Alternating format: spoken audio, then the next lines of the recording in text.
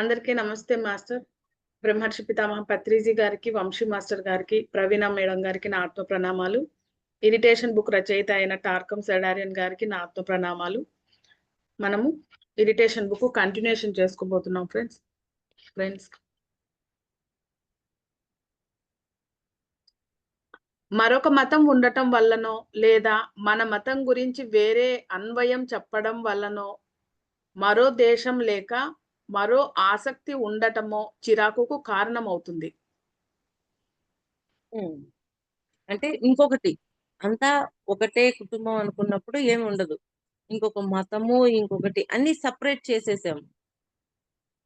ఏకత్వంలో ఉన్నప్పుడు అంతా ఒకటే కదా, అంతా దైవమే కదా అన్న భావన ఉన్నప్పుడు ఒక కోణంలో ఉంటది. కులాలు మతాలు కోణంలోకి వచ్చినప్పుడు మరొక మతము మరొక అది ఇలా ఉంటాయి కదా, దేశము మరొక అలాగా అలా ఉన్నప్పుడు మారిపోతుంది కదా, దాన్ని కూడా దాటాలి. అందుకని మన దేశం వాళ్ళు ఇంకొక దేశం మీద దండయాత్ర చేస్తారు, వాళ్ళది ప్రాణం కాదా అనే ఆలోచన ఉన్నప్పుడు వీటన్నింటినీ దాటాం. చైతన్య విస్తరణ ఆ విధమైన చిరాకు మూలాలన్నింటినీ స్వచ్ఛపరిచి వ్యక్తిని ఐక్యత వైపు నడిపిస్తుంది. 32వ పాయింట్. అన్ని వైపుల నుంచి అనేక విధాలుగా దాడులు వస్తున్నప్పటికీ మీరు గాయపడకుండా నిలిచి ఉండే ఆధ్యాత్మిక సామర్థ్యమే వినయం. అన్ని వైపుల నుంచి అనేక విధాలుగా దాడులు వస్తున్నప్పటికీ మీరు గాయపడకుండా నిలిచి ఉండే ఆధ్యాత్మిక సామర్థ్యమే వినయం. ఎన్ని దాడులు జరిగినా సరే మనం ఆధ్యాత్మిక ప్రయాణాన్ని ఆపకూడదు, మనం ముందుకు తీసుకెళ్తూనే ఉండాలి. వినయం దుష్టత్వాన్ని నిరోధించదు, కానీ దాని మూలాన్ని దాని కారణాన్ని తొలగిస్తుంది. వినయంతో ఉండటం బలహీనత కాదు. వినయం అనేది గొప్ప శక్తి వివేకాలు కలిగి ఉండటం వలన ఏర్పడే లక్షణం. అసలు అద్భుతం అన్నమాట వినయం. మరి ఆ వినయంతో ఉన్నప్పుడు ఎదుటి వారి నుంచి తెలుసుకోవాలనే కుతూహలం ఉంటుంది. ఆ వినయంలో వాళ్ళని గౌరవిస్తున్న ఆ లోపల నుంచి ఆ గౌరవం ఇవ్వడం అనేది అర్థమవుతూ ఉంటుంది. నువ్వు ఎక్కువ నేను తక్కువ అనేది ఇవన్నీ ఏమి ఉండవు. ఆ వినయంతో ఎదుటి వారిని గెలుచుకోవచ్చు.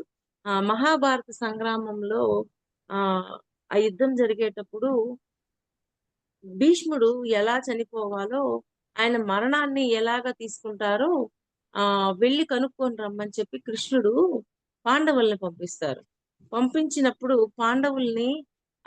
పాండవులందరూ వెళ్ళి భీష్ముడి దగ్గర వినయంతో, అంటే మోకాళ్ళ మీద కూర్చుని నమస్కరించి మరి మీ మరణానికి సంబంధించిన అది చెప్పండి అని చెప్పి అడగగానే ఆయన చెప్పేస్తాడు. ఆయన చెప్పేయగానే ఈ పాండవులు అంటే అక్కడ అప్పుడు టెంట్లు వేసుకొని ఉంటారు కదా, అలా వెళ్ళిపోగానే దుర్యోధనుడు వచ్చి అదేంటి మీరు ఎలా చెప్పారు, మరి మీ మరణాన్ని గురించి మీరు చెప్పకూడదు కదా అని అన్నారు. అనగానే అప్పుడు ఆయన చెప్తాడు, వాళ్ళు వినయంతో నన్ను అడిగారు, ఎప్పుడైతే నేను వినయంతో అడిగారో నేను చెప్పేస్తాను. కృష్ణుడు ఆ మాట అంటారనమాట. వినయంతో అడిగినప్పుడు ఎదుటి వాళ్ళ నుంచి ఆ సమాధానం తప్పకుండా వస్తుంది అని చెప్తారు. అలాగా పాండవులు భీష్ముడి దగ్గరికి వెళ్ళి ఆయన మరణ రహస్యాన్ని కనుక్కొని వస్తారు. ఆ వినయంతో అడిగినప్పుడు ఆయన చెప్పేస్తారనమాట. అది ఉద్రేకంతో ఉన్న వారికి చేతులు చల్లబడే వరకు వినయశీలురు వాటిని పట్టుకొనే ఉంటారు. వినయంతో ఉన్నప్పుడు ఆ ఉద్వేగం ఇవన్నీ ఉండవు. వినయం అనేది గాలులు దాడులతో కదల్చలేని గొప్ప పర్వతం. సర్వ వివేకానికి శక్తికి మూలం పరమాత్మ అని తెలుసుకున్న వ్యక్తి వినయంతో ఉంటాడు. అంటే అందరికీ మూలము ఆ సర్వాత్మ పూర్ణాత్మ. ఓకే, అందరము ఒకదాని నుంచే వచ్చాము అని ఎప్పుడైతే అర్థమవుతుందో, ఆ ఏకత్వం ఎప్పుడైతే అర్థమవుతుందో ఒకరిని గౌరవించుకోగలుగుతాము, వినయంతో ఉండగలుగుతాము, ఆ వినయంతో మాట్లాడగలుగుతాం. అసలు అద్భుతంగా ఉంటుంది అప్పుడు ఆ వినయం అనేది. అది హృదయంలో నుంచి వస్తుంది. 33. ఆరు బయట నిద్ర. చంద్రుడు లేకపోవడం, అంటే అమావాస్య కానీ పూర్ణ చంద్రుడు కానీ మన నాడి మండలానికి ఎంతో ప్రయోజనకరం. చంద్రుడు లేకపోవటం కానీ పూర్ణ చంద్రుడు కానీ మన నాడి మండలానికి ఎంతో ప్రయోజనకరం. అది చిరాకును తగ్గిస్తుంది. అంతే. నక్షత్ర మండలాల కిరణాల గొప్ప ఆత్మల చైతన్యాల ప్రసరణలు మన ధ్యాన యోచనల ద్వారా వాటిని కూడగట్టుకొని శరీరంలోని ప్రమాదకర విషయాలను వెలికి పంపించవచ్చు. మళ్ళీ చదవాలండి. అది చిరాకును తగ్గిస్తుంది. నక్షత్ర మండలాల కిరణాలు గొప్ప ఆత్మల చైతన్యాల ప్రసరణలు మన ధ్యాన యోచనల ద్వారా వాటిని కూడా గట్టుకుని శరీరంలోకి ప్రమాదకర విషయాలను వెలికి పంపవచ్చు. అంటే నక్షత్రాలు పైతలాల్లో ఉన్న మాస్టర్స్ ఇచ్చిన ఆ జ్ఞానంతో మనం ఎప్పుడైతే ఆ జ్ఞానాన్ని మనలోకి తీసుకోగలుగుతామో మన లోపల ఉన్న అనవసరపు వాటినన్నింటినీ వదిలేయగలుగుతాం. ఓహో, దీని యొక్క సత్యం ఇదా అని అర్థమైనప్పుడు దాన్ని వదిలేస్తాం. మన ధ్యాన యోచనల ద్వారా వాటిని కూడగట్టుకొని అర్థమైందక్క. వాటిని కూడగట్టుకొని శరీరంలోని ప్రమాదకర విషయాలను వెలికి పంపవచ్చు. భవిష్యత్ దర్శనాలపై కేంద్రీకరించిన వారు కూడా ఆ ఫలితం పొందగలరు.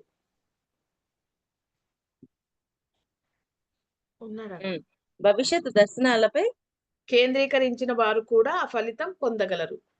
అంటే భవిష్యత్తును చూసేసాము. నా భవిష్యత్తులో ఇలా ఉండబోతున్నానని అవగాహన వచ్చినప్పుడు ప్రజెంట్ ఒకవేళ ఏదైనా మాట అన్నా కానీ నా భవిష్యత్తు ఇదేని నిర్ణయించుకున్నాను కదా, నా భవిష్యత్తుని నేను చూశాను కదా, వీళ్ళ మీద చిరాకు పడటంతో నాకేం లాభం ఉంది అని వాళ్ళ మీద చిరాకు పడటం ఆపేస్తారు. నేను భవిష్యత్తులో ఒక చదువు చదవాలి అనుకున్నాను. భవిష్యత్తులో నువ్వు ఇలా చదువుతావు, ఇలాగ అవ్వబోతున్నావు అనేది నేను చూసుకున్నాక ఇక్కడున్న వాళ్ళు నువ్వేం అవుతావోలే, నువ్వు డాక్టర్ ఏం చదువుతావోలే, నువ్వు లాయర్ ఎలా అవుతావోలే, ఇలా మాట్లాడిన మాటలకి ఏమాత్రం చిరాకు తెచ్చుకోరు. ఎందుకని? భవిష్యత్తులో నేను ఏదో అవబోతున్నానని నాకు అర్థమైపోయింది కదా, అందుకని. 34 సాహసోపేత చర్యల ద్వారా ప్రాణశక్తులు పెంపొందుతాయి. తమ అంతరంగంలోని శక్తి యొక్క గాఢ కేంద్రీకరణను ఉన్నత సృజనాత్మక మరి త్యాగపూర్వక సేవలకై వెళ్ళిపోనిస్తే నీలం ఎరుపు జ్వాలలతో మన ఆరాలోకి మనోశక్తి వెల్లువెత్తుతుంది. మళ్ళీ ఇంకోసారి చదువుతాం మేడం. సాహసోపేత చర్యల ద్వారా ప్రాణశక్తులు పెంపొందుతాయి. తర్వాత తమ అంతరంలోని శక్తి యొక్క గాఢ కేంద్రీకరణను ఉన్నత సృజనాత్మక మరి త్యాగపూర్వక సేవలకై వెళ్ళిపోనిస్తే నీలం ఎరుపు జ్వాలలతో మన ఆరాలోకి మనోశక్తి వెల్లువెత్తుతుంది. ఓకే, అంటే సహనంతో ఉన్నప్పుడనే అక్కడ అంటే అక్క సృజనాత్మక మరి త్యాగపూర్వక సేవలకై వెళ్ళిపోనిస్తే సృజనాత్మకత త్యాగపూర్వకమైన సేవలు త్యాగపూర్వకమైన సేవలు వీటితో ఉన్నప్పుడు మనలో శక్తి అనేది ఇవ్వబడుతుంది. మనం చెప్పుకున్నాం కదా, మొన్న ఆయన త్యాగం చేశారు, ఆయన లైఫ్ ని ఆ యుద్ధంలో అలా త్యాగం చేయటం వల్ల అక్కడ ఆ పని జరగడం కోసం ఆయన త్యాగం చేసినందువల్ల ఆయనకి ఏంటి, ఆ జన్మలో ఏం నేర్చుకోవాలో దాన్నంతటిని మాస్టర్స్ ఆయనకి గైడ్ చేస్తూ అంతా నేర్పిస్తూ ఉన్నారు. అలాగా త్యాగం ద్వారా శక్తి అంటే ఇక్కడ జ్ఞానం కూడా అవ్వచ్చు. గా ఆయనకి ఏ జ్ఞానం అయితే అందించాలో ఆ జన్మకు సంబంధించిన జ్ఞానాన్ని అంతటిని అందించారు. అలా ఈ శక్తి మన చుట్టూ ఒక కవచాన్ని నిర్మించి చిరాకు ప్రమాదకారక భయాల దాడులన్నింటినీ తగలబెడుతుంది. సందిగ్ధ స్థితిలో మనోశక్తి చర్య ప్రారంభించలేదు. అయితే ఆత్మ సాహసంతో మనోశక్తి శక్తివంతమైన జ్వాలలా మండి చుట్టుముట్టి ఉన్న దుష్టత్వం నుంచి కవచంలా రక్షిస్తుంది అని ఒక మహర్షి చెప్పారు. ఏంటమ్మా మళ్ళీ చదువు. సందిగ్ధ స్థితిలో మనోశక్తి చర్య ప్రారంభించలేదు. అంటే సందిగ్ధ స్థితిలో అంటే రెండు పడవల్లో కాళ్ళు లేదంట, రెండిటి మీద ఉంటాము. ఏదో ఒకటి ఫైనల్ గా ఒక క్లారిటీలో ఉండలేము. ఎప్పుడైనా సరే 2 పడవల మీద కాళ్ళు వేయకూడదు. ఏదో ఒకదాని మీదే ఉండాల. అలాగే 2 విషయాల మీద ఇది చేద్దామా? అది చేద్దామా? అది చేద్దామా? ఇది చేద్దామా? అని ఒక సందిగ్ధంలో ఉంటాం. ఆ సందిగ్ధం కూడా ఉండకుండా ఒక క్లారిటీలో ఉండాలి అంటున్నా. అయితే ఆత్మ సహవాసంతో మనోశక్తి శక్తివంతమైన జ్వాలలా మండి చుట్టుముట్టున్న దుష్టత్వం నుంచి కవచంలా రక్షిస్తుంది హ్మ్. అని ఒక మహర్షి చెప్పారు. 35వ పాయింట్. ప్రశాంతత అనేది అంతర్నిర్దేశకునిలో మునిగి ఆయన ఉనికిలోని మాస్టర్ ఉనికిలోనూ ఉండటం. మళ్ళొకసారి అక్క. ప్రశాంతత అనేది అంతర్నిర్దేశకునిలో మునిగి ఆయన ఉనికిలోను మాస్టర్ ఉనికిలోనూ ఉండటం. అంటే అంతర్నిర్దేశంగా ఉండి ఆ- అంటే ఆయన ఉనికి అంటే ఆ ఆత్మ యొక్క ఉనికిలోను మాస్టర్ యొక్క ఉనికిలోను ఉండటం. మన ఉమ్. అంతరంగంలో వాళ్ళతో కనెక్టివిటీ ఉండటం. వాళ్ళ నుంచి వచ్చే సందేశాలను గ్రహించగలగటం. ఆ ధోరణి మిమ్మల్ని ఆత్మ మరి మాస్టర్ల కోణం నుంచి జీవితాన్ని దర్శించేటట్లు చేస్తుంది. ఆత్మ మరి మాస్టర్ల కోణం నుండి ఉమ్, జీవితాన్ని దర్శించేటట్లు చేస్తుంది. ఉమ్. మీ ఆత్మతో స్థిరంగా ఉండే సామర్థ్యం, జీవితపు వ్యర్థ ఆసక్తులపై బంధరాహిత్యమే ప్రశాంతత. ఆత్మతో కనెక్టివిటీ ఆత్మతో స్థిరంగా ఉండే సామర్థ్యం. అంటే ఆత్మ ఇచ్చే సందేశాలని ఆ కనెక్టివిటీని కట్ అవ్వకుండా చూసుకుంటూ ఆ స్థిరంగా ఉన్నప్పుడు దాని నుంచి వచ్చే సందేశాలు ఎప్పుడు వస్తుంటాయి. ఇప్పుడు నేను ఒకటి చేయాలనుకున్నా, ఇప్పుడు నేను ఒక పని చేయాలనుకున్నా, ఆ పని కోసం నేను బాధపడుతూ ఉన్నాను. లేదు లేదు, నువ్వు గతంలో ఇటువంటి వర్క్ చేసావు కాబట్టి ఇప్పుడు ఈ అనుభవం కోసం రాలేదు అన్న అవగాహన మన ఆత్మ ఇస్తూ ఉంటది కదా. అలాగా ఆ కనెక్టివిటీతో మనం ఉన్నప్పుడు దాని నుంచి మనం చక్కగా తీసుకోగలుగుతూ ఉంటాం. ఆత్మ ఆత్మతో స్థిరంగా ఉండే సామర్థ్యం, జీవితపు వ్యర్థ ఆసక్తులపై బంధరాహిత్యమే ప్రశాంతత. వ్యర్థము అంటే అవసరం లేనివి. అవసరం లేని వాటి మీద ఆసక్తి లేకుండా ఉండటమే ప్రశాంతత. ప్రశాంతతను నిలిపి ఉంచుకోవాలి. ఈ భావం చిన్న వ్యర్థ చిరాకులు వినాశనాలను అనుమతించదు. ప్రశాంతతను నిలుపుచుకో ప్రశాంతతను నిలిపి ఉంచుకోవాలి. ఈ భావం చిన్న వ్యర్థ చిరాకులు వినాశనాలను అనుమతించదు. ఆ ప్రశాంతత ఉన్నప్పుడు ఈ చిరాకుని వీటిని లోపలికి రానియకుండా చూస్తుంది అది ఆ ప్రశాంతత. ఏ కారణం లేకుండా ప్రశాంతతను గురించి నేను నొక్కి చెప్పడం లేదు. అది హృదయాన్ని పోషిస్తుంది. అంతే కదా. ప్రశాంతత ఉన్నప్పుడు హృదయము ఎప్పుడు స్వచ్ఛంగా ఉంటుంది. అనవసరంగా అంటే అది ఒక ప్రేమ, కరుణ వీటన్నింటినీ ఆ హృదయంలో కలిగి ఉంటుంది. ఆ ప్రశాంతతే లేకపోతే ఇవన్నీ ఉండవన్నమాట. ఆ చిరాకు ఉన్నప్పుడు. ఖండన చిరాకులతోటి గాక ప్రశాంతతతో మనం ఉన్నతత్వం వైపు అడుగులు వేస్తాం. ప్రశాంతత ద్వారా మనం మన ఆధ్యాత్మిక విజయాలను ప్రసరించి ప్రజల ప్రేరణ ప్రోత్సాహాలతో కృషి చేసేటట్లు చేస్తాం. ఖండన చిరాకులు ప్రజలను గత ప్రతిబింబాలకు కట్టబడినట్లు ఖండన చిరాకులు ప్రజలను గత ప్రతిబింబాలకు కట్టబడినట్లు చేసి వారి భవిష్యత్ వైపు దృష్టి సారనివ్వకుండా నిరోధిస్తుంది.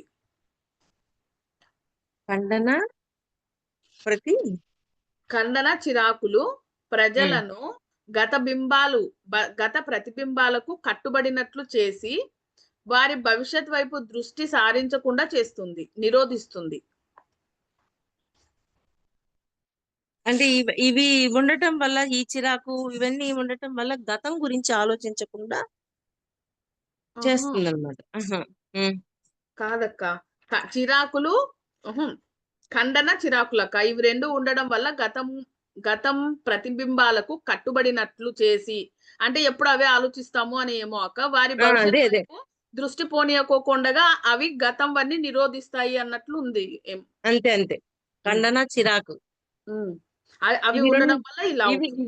ఇవి రెండు ఏం చేస్తాయి? గతాన్ని ఎక్కువగా గుర్తు చేస్తూ ఉంటాయి. హ్మ్. హ్మ్. గతాన్ని విపరీతంగా గుర్తు చేసి మనని ఇబ్బంది పెడుతుంటాయి. భవిష్యత్తు మీద ఆలోచన లేకుండా చేస్తుంది. కుండా చేస్తుంది. హ్మ్. అది మాత్రం ప్రశాంత్ కన్ఫర్మ్. అది మాత్రం కన్ఫర్మ్. ప్రశాంతతను పోగొట్టడానికి పక్కనోళ్ళుంటారు. ఆ హ్మ్. ప్రశాంతత పోయే విధంగా మనం చూసుకోకుండా ఉండగలగటం మనం నేర్చుకోవాలి. అంటే వాళ్ళ ధోరణిలో వాళ్ళు మాట్లాడతారు. ఎందుకని వాళ్ళది వాళ్ళకి కరెక్ట్. మనది మనకు కరెక్ట్. అందుకని వాళ్ళకి కరెక్ట్ అనిపించిన కోణంలోనే వాళ్ళు మాట్లాడతారు. ప్రశాంతత హృదయానికి పోషణనిస్తుంది. ఆత్మ హృదయంలో లంగరు వేస్తుంది. హ్మ్. ప్రశాంతతతో పోషించబడిన ఆత్మ నిర్మల జ్వాలలా వెలుగుతుంది. అంటే ఎప్పుడు ప్రశాంతతతో ఉన్న ఆత్మ జ్వాల అంటే కాంతి తత్వం బాగా ఉంటుంది. వాస్తవంలో అంటే ఆత్మ ప్రశాంతత ఇక్కడే కాదు. ప్రశాంతత ఉన్న ఆత్మ. ఆత్మ కూడా ప్రశాంతత ఉండాలి. ఎందుకని? ఆత్మ కూడా గల్లంతవుతది. ఇప్పుడు భౌతికంలో జరిగిన ఈ విషయాలని ఎక్కువగా ఆలోచించి మన అంతరంగంలో నుంచి మళ్ళీ మన ఆత్మ దాకా కనెక్ట్ చేసి, మన ఆత్మను కూడా గల్లంతు చేసేట పరిస్థితులుంటాయి.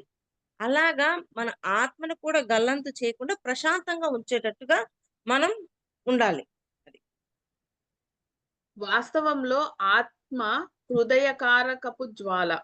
దాని ప్రతిబింబమే ఆత్మ. అంతే. ప్రశాంతత మన అంతర్సూర్యోదయం. ప్రతి ఒక్కరూ కనీసం ఒక రోజైనా చిరాకుకు గురి కాకుండా ఉండాలి. ప్రమాదకారక విషం శక్తి యొక్క ఎంతో ప్రధానమైన ప్రతిబింబాలను నాశనం చేస్తుంది. హ్మ్. ఒక ప్రమాదకారక స్ఫటికం అత్యంత ప్రధానమైన ఫలితాలను అస్పష్టంగా చేస్తుంది. హ్మ్. ప్రమాదాన్ని పెరటి చెట్టుగా భావించకూడదు. దాని వాసన విస్తృతంగా వ్యాపించి ప్రవాహాలన్నింటినీ తగలబెడుతుంది. అంటే ప్రమాదం అనే దాన్ని ఆహ్, మొత్తం స్ప్రెడ్ అయ్యేటట్లుగా చూసుకోకూడదు. హ్మ్. ఎప్పుడైతే స్ప్రెడ్ అయిందో అన్నిటిని నాశనం ఆ! చేసేస్తది. కనుక చిరాకుకు వ్యతిరేకంగా మాట్లాడడం అంటే మూర్ఖత్వం కాదు. వైద్యంతో స్వచ్ఛత గురించి సంకేతం. అన్ని పర్యాయాల వలనే ఈ పరిగణను కూడా అత్యల్పమైన దానితో ప్రారంభించాలి. హ్మ్. శరీరం నుంచి మనోశక్తి ప్రసరిస్తుంది. ప్రమాదకారకం అతి ముఖ్యమైన శక్తి ప్రతిబింబాలను నాశనం చేస్తుంది అని మౌర్య మాస్టర్ అంటారు. దానివల్ల అనేక మనోప్రయోగాలు విఫలమవుతాయి. హ్మ్. అత్యంత సమర్థులు, మేధావులు అయిన వారు కూడా ఇతరులను శిష్యపదం వైపు మళ్లించి వారిలోని సౌందర్యాన్ని వెలికితీయలేరు. ముందుది ఇది కలిపి చదువు. హ్మ్. ప్రమాదకారకం అతి ముఖ్యమైన శక్తి ప్రతిబింబాలను నాశనం చేస్తుంది. ప్రమాదకారకం అంటే అనవసరంగా ఆలోచనలు చేయటం, అనవసరపు పనుల్లో తలదూర్చటం ఇవన్నీ ప్రమాదాలే గదా! అలాంటి ప్రమాదాలలో తలదూర్చకుండా ఉండాల. ప్రమాదకరమైన ప్రమాదకారకం అతి ముఖ్యమైన శక్తి ప్రతిబింబాలను నాశనం చేస్తుంది. ఆ! ఎప్పుడైతే అన్నిట్లో తలదూర్చామో ఏమవుతుంది? మన శక్తిని మనం కోల్పోతుంటాం. అంటే మన శక్తిని కోల్పోకుండా మనమే కాపాడుకోవాలి. ఆ ప్రమాదకరమైన కర్మల్లో, ప్రమాదకరమైన విషయాలలో వీటన్నిటిలో తలదూర్చకుండా ఉండాలి. అందువల్ల అనేక మనోప్రయోగాలు విఫలమవుతాయి. హ్మ్.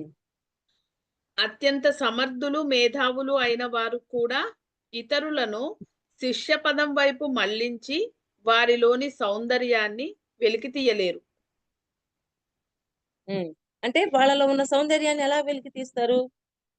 ఈ ప్రమాదకరమైన వాటిల్లో ఉన్నారు కదా! వాళ్ళలో ఉన్న సౌందర్యాన్ని తీయటానికి కుదరదు. అంటే ఎంతటి శిష్యులైనా వాళ్ళలో చిరాకు ఇవన్నీ ఉంటే వాళ్ళలో హ్మ్. ఉన్న ఆ సౌందర్యాన్ని బయటికి తీయలేరు అని అంటున్నారు. అంతే. హ్మ్. వారి ప్రకృతిలోని చిరాకు ప్రమాదకారక విషాలు వారిలోకి ఈ ప్రవాహాలను ప్రవహించనీయకుండా నిరోధిస్తాయి. ఉమ్, లేదా అది ప్రవాహాలను తిరస్కారం, ఉదాసీనత, మోసాలకు పాల్పడేటట్లు ప్రతికూల ఫలితాలను సృష్టిస్తుంది. అంతే. గొప్ప దర్శనాలు, గొప్ప ఉత్తేజం కలిగి ఉండడం సాధ్యమే అయినా నిస్సారమైన జీవితం గడపడానికి కారణం శరీరంలో పేరుకున్న ప్రమాదకారక విషాలే.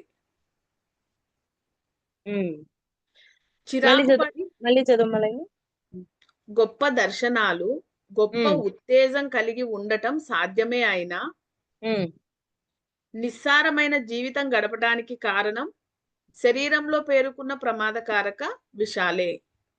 ఓహో! దర్శనాలు, గొప్ప దర్శనాలు జరిగినా, ఎన్ని జరిగినా, కానీ శరీరంలో ఇవన్నీ ఈర్ష్య, ద్వేషం, అసూయ ఇవన్నీ పేర్కొనున్నప్పుడు దర్శనాలు జరిగి ఏం లాభం? మరి అక్కడ దర్శనం జరిగి అంతటి ఆయన్ని చూసినప్పుడు ఆ విశ్వాసంతోటి మరి చెప్పారు కదా! స్వరూప దీక్షతోటి వాళ్ళ కనెక్టివిటీతో ఉండి, వాళ్ళ నుంచి జ్ఞానం పొంది మన లోపల ఉన్న దాన్ని మార్చుకొని ఇవన్నీ చేయాలి గదా! ఇవన్నీ చేయలేనప్పుడు ఏం ఏం లాభం? ఏమి లాభం లేదు. ఇక్కడేమి అక్కడ తీసుకున్నాము ఆ దర్శనాన్ని. ఇక్కడేమో ఆ దర్శనాన్ని భావిస్తూ హ్యాపీగా అలాగా ఉండగలిగినప్పుడు, తాదాత్మ్యంలో ఉన్నప్పుడు, ఇక్కడ ఏం జరుగుతున్నా దాన్ని వదిలేయగలుగుతాం. ఊరకే రియాక్ట్ అవ్వకుండా. చాలా అది. బావుందక్క. అంటే హ్మ్. గొప్ప గొప్ప దేవుళ్ళు దర్శనాలు అయినప్పటికీ కూడా ఆ! నువ్వు మారకుండా ఉంటే ప్రయోజనం ఏంటి? నీలో ఏమి గుణాలు ప్రయోజనం లేదు. ప్రయోజనం ప్రయోజనం లేదు. ఏం లేదు. ఇక్కడ ఆచరణ పెట్టనప్పుడు ఏం లాభం ఉంది? ఇక్కడ లాభం. దివ్యత్వాన్ని ఉంచనప్పుడు చిరాకు పడే సందర్భాలు తగ్గే కొద్దీ సృజనాత్మకత పెంపొందుతుంది. హ్మ్. చిరాకు లేని క్షణం సృజనాత్మకమైనది. అది అది. అంతర్ సౌందర్యం, సత్యం, మంచితనాల వాస్తవీకరణ. తమలో మెదిలే విషం వారిని కలుషితం చేస్తున్నా సహించటం వల్ల విజయపదంలో ఉన్న గొప్ప కళాకారులు కూడా పతనమవుతారు. అంటే వాళ్ళలో ఉన్న దాన్ని కూడా సహనంతో ఉండకూడదు. దాన్ని పక్కకు పెట్టేయాలని చూడాల.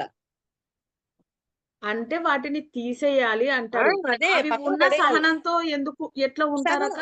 నాకు చాలా సహనం ఉంది, ఓర్పుంది ఓహ్! అని అప్పుడు హెల్త్ ఇష్యూస్ వచ్చినియిరా. హెల్త్ ఇష్యూస్ వచ్చినప్పుడు ఇదివరకు కాలంలో ఏమనుకుండేవాళ్ళం? ఇది ఎంత తెలియనప్పుడు, నాకు చాలా భరిస్తాలే. సహనము, ఓర్పుంది. అందుకే నేను ఇంత బాధనైనా భరిస్తున్నాను బస్. అని అనుకుంటున్నాం. కానీ ఇప్పుడు ఏమనుకుంటున్నాం? ఈ సహనం, ఓర్పుతోటి కాదు నేను ఇంక అన్నీ క్లీన్ చేసుకోవాలి అని అనుకుంటున్నామా లేదా? హ్మ్. గొప్పగుందక్క బుక్.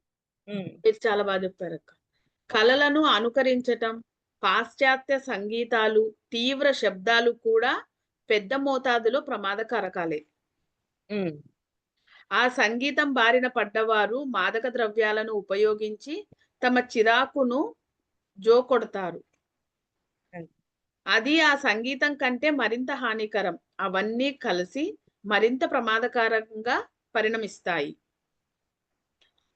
కొన్ని సినిమాలు కూడా ప్రమాద కారకాలను ప్రోత్సహిస్తాయి. అందుకే ఆ దయ్యాన్ని ఇంటి నుంచి తరిమేయాలి అని మౌర్య మాస్టరు చెప్పారు. హ్మ్. ఆ ప్రమాద కారకం అంతరాత్మ యొక్క నిజమైన సృజనాత్మక చర్యను, సజీవతను వెల్లడించే రేడియో ధార్మికతను నిరోధించటమే కాక, శ్వేత శక్తుల ప్రవాహాన్ని కూడా వక్రీకరిస్తుంది. అంటే ఆత్మ ఒక తన క్రియేటివిటీ తోటి కొన్ని భూమి మీద ఇంప్లిమెంట్ చేయాలనుకుంటది. ఇక్కడ ఉన్న జీవాత్మ ద్వారా. ఇది ఉండడం వల్ల ఆత్మ ఇచ్చిన ఆ క్రియేటివిటీనంతా ఆచరించకుండా వదిలేస్తామా లేదా? అది. అది మాత్రం నాకు పక్కాగా అనుభవంతో చెప్తున్నాను. దాని క్రియేటివిటీ అంతా నష్టమైపోతుంది. అంటే మీ అనుభవం ఒకసారి వివరించండక్క. ఇప్పుడు నేను ఒకటి చేశాను. కొంతమంది అంటే అన్నీ ఉంటాయి. అంటే ఇప్పుడు కర్మ చెయ్యి ఫలితాన్ని వదిలేయి అంటారు. కర్మ చేశాము. ఫలితము నువ్వు ఇలాగా చేసావు, అలాగా చేసావు అని మాటలంటున్నారు. ఇవి అంటున్నప్పుడు నేను పట్టుకోనున్నప్పుడు నా ఆత్మ ఇంకొకటి క్రియేట్ చేసుంది. నా ద్వారా ప్రెజెంట్ చేయాలని భూమి మీద. మరి ఇయన్నీ పట్టుకున్నప్పుడు అది చెయ్యాలనుకుంది నేను చేయలేకపోతాను గదా! అవును. అవును. మరి ఆగిపోయిందిగా అక్కడ నా పని. అవును. అందుకని అసలు అది కూడా పట్టుకోకుండా వెళ్ళిపోవాల. మానవాళి మొత్తం పై ప్రమాదపు పొర కమ్మినప్పుడు అధిష్టాన శక్తులు కానీ, అదుపు చేయగల శక్తులు గాని మానవాళి నుంచి సచేతన ప్రతిస్పందన వచ్చే పరిస్థితులు సృష్టించలేవు. హ్మ్. మానవ చరిత్రలో అనేక జాతులు విచ్ఛిన్నమైన కారణం ఇదే. అది. మన గ్రాహకత ప్రమాదకర విషయంలో కలవనప్పుడు అప్పుడు మాత్రమే మహాత్ములు, మహా ఉనికి, ఘన సూర్యుడు, నక్షత్ర మండలాల ద్వారా మనపై వారి సందేశాలను నమోదు చేయటానికి ప్రయత్నిస్తాయి. హ్మ్. అనేక సమూహాలలో ఉపదేశం, సమూహాల నుంచి లేదా సమావేశాల నుంచి చికాకుని దూరంగా ఉండాలన్న నియమం ఉంది. అంటే దూరంగా ఉండాలి వాటికి. దగ్గరగా ఉన్నామంటే డేంజర్ ఎవరికి? మనకి మనకి. నాయకుడు సభ్యులతో మీకు ఎవరి పట్లైనా పగ ఉంటే సమావేశానికి రావద్దు అని సూచిస్తాడు. అటువంటి హ్మ్. వారు సమూహాన్ని, సమావేశాన్ని, సభ్యులను కలుషితం చేస్తారని వారి అభిప్రాయం. అంటే ఒకరు గొప్ప నువ్వు ఒకరి మీద ఒక అభిప్రాయం ఉంది. ఆ అభిప్రాయంతోటి ఆ నాయకుడు వాళ్ళని అటెండ్ అవ్వనీయకుండా చేశాడు. చేయటం వల్ల వాళ్ళందరి మధ్యలో ఒక భావాన్ని క్రియేట్ చేసినట్టు అవుతదా లేదా వాళ్ళ మీద? అంటే ఎవ్వరి మీద ఒక అభిప్రాయాన్ని రుద్దకూడదు. అలా అది మళ్ళీ ఒకసారి చదువు నాయకుడిది.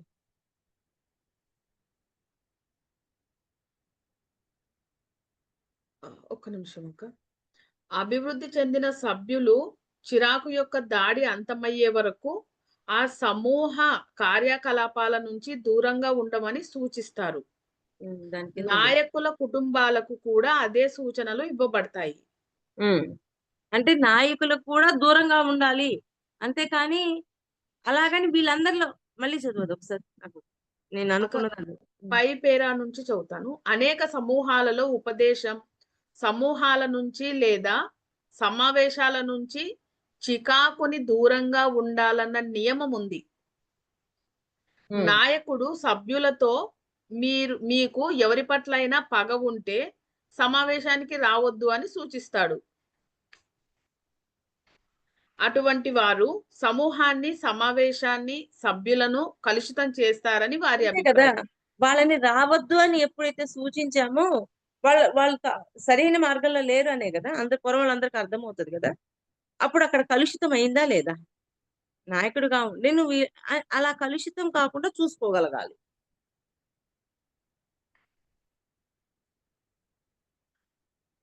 అవును.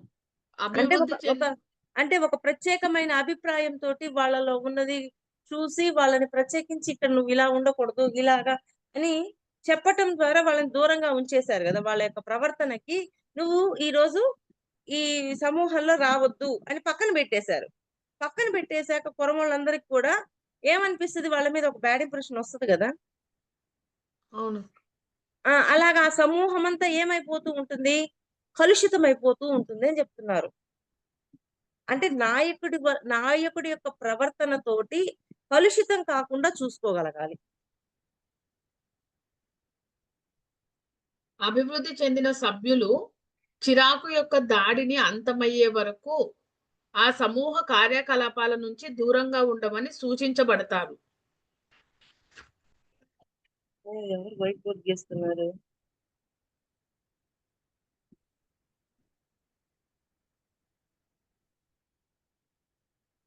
మాధవి?